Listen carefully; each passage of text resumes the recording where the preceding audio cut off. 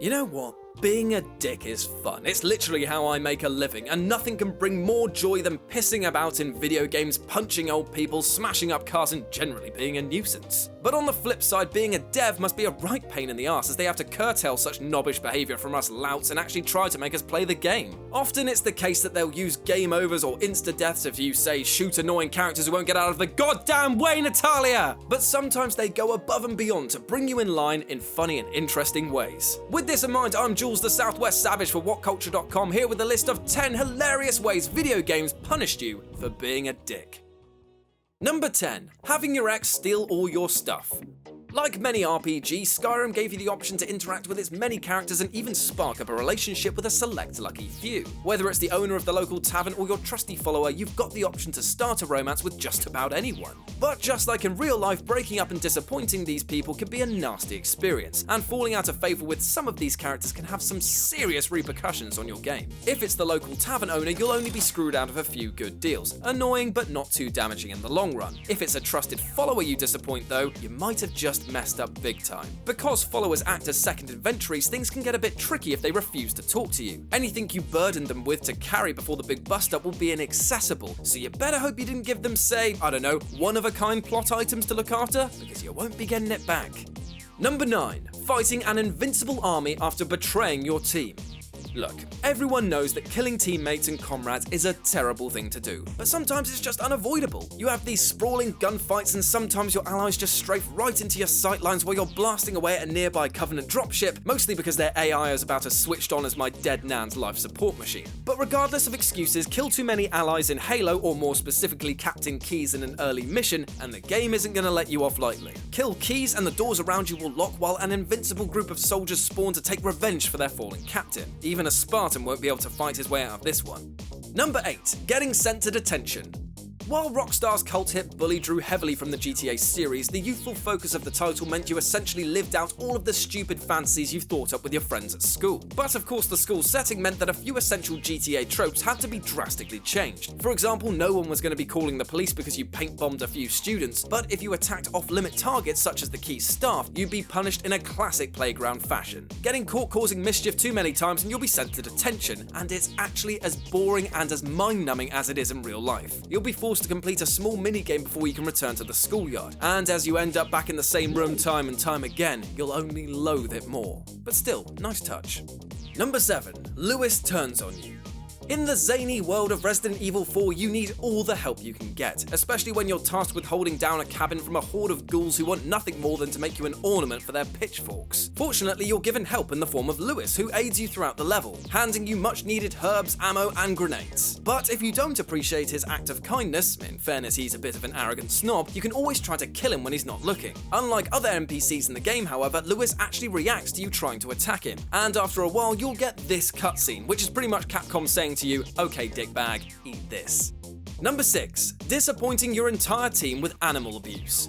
Mass Effect 2's Overlord DLC made great use of the Hammerhead, a new player-controlled vehicle that thankfully buried the Mako forever. The Overlord DLC also introduced space cows into the game, charming little animals who wanted nothing more than to live out their useless lives in the country while an intergalactic war raged all around them. If you're so inclined, you could shoot and blow these space cows to pieces, but it's an act as heartless as taking candy from a baby and then punting the baby over a rugby post. If you keep causing space genocide when you should, be busy saving the world, then the onboard AI will continue to leave passive-aggressive messages for you, which are hilarious but also make me feel bad, but not bad enough to stop, obviously.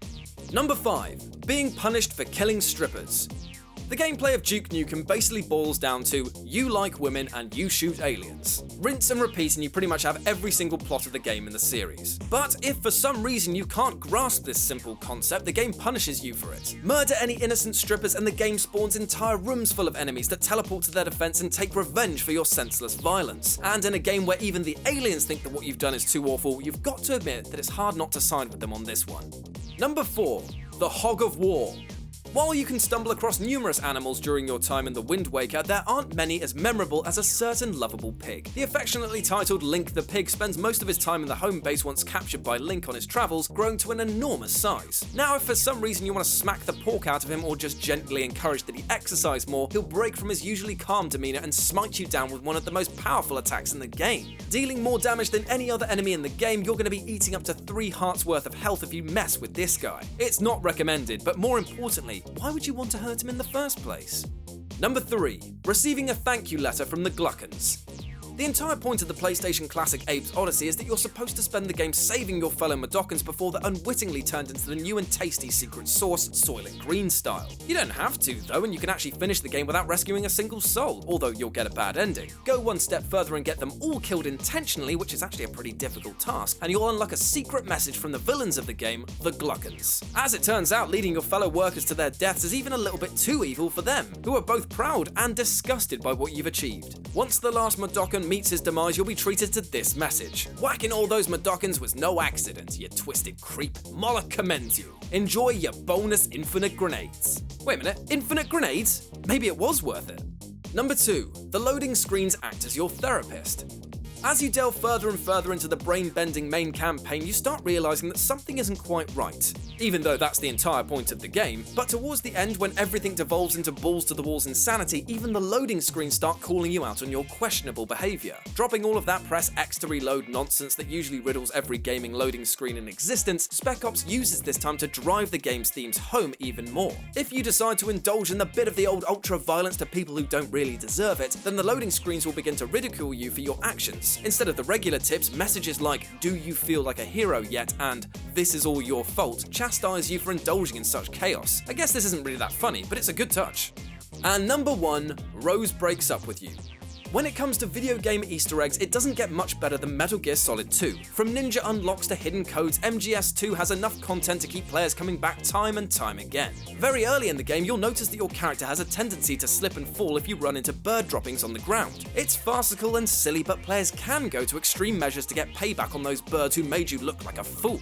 Taking out those flying rats goes some way towards revenge, but be careful how many you kill, as dedicating too much time to indulge your hateful anti-bird fantasy won't sit well with your commander or even your girlfriend. Shoot down too many hapless birds and you'll have everyone calling you on the codec telling you how much of an awful human being you are. Keep doing it and your girlfriend Rose will go so far as to break up with you not being able to save until you say you're sorry.